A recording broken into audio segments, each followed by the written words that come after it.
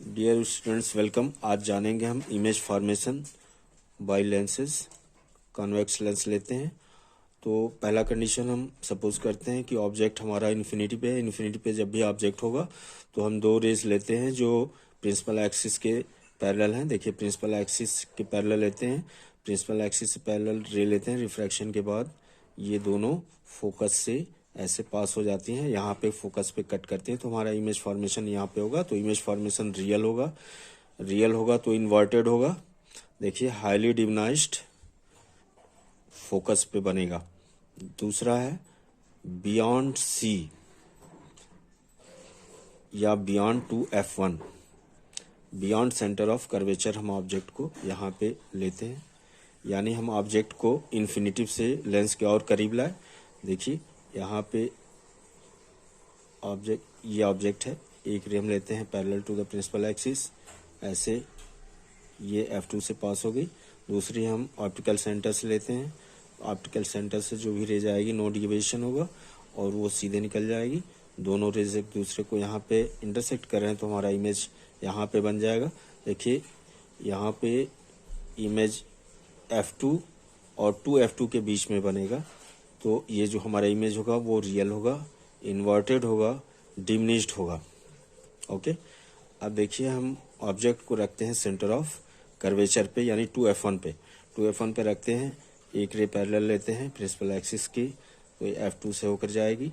दूसरी हम optical centre से लेते हैं रे, तो ऑप्टिकल सेंटर से लेंगे तो वो सीधे निकल जाएगी।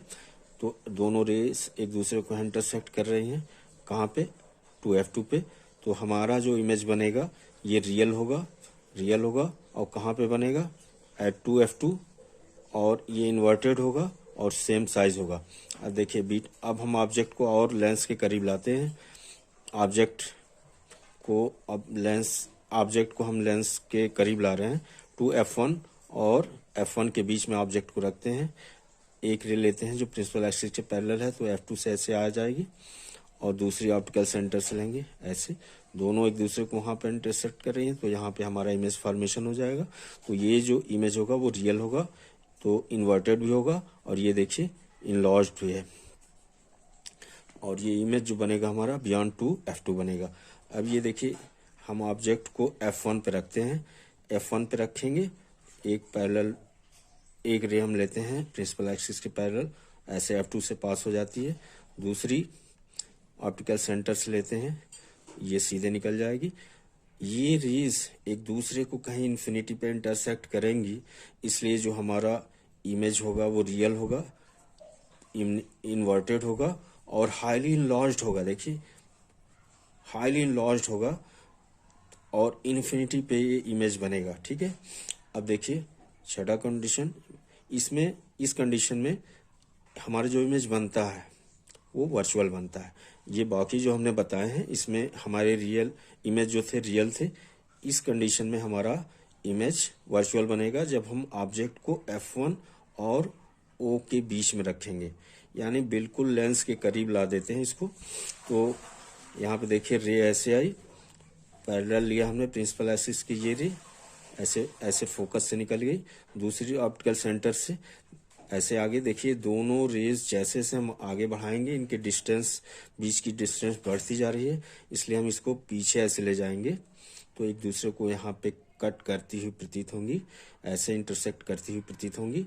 तो हमारा इमेज फॉर्मेशन यहाँ पे हो गया और ये क्या हो गया?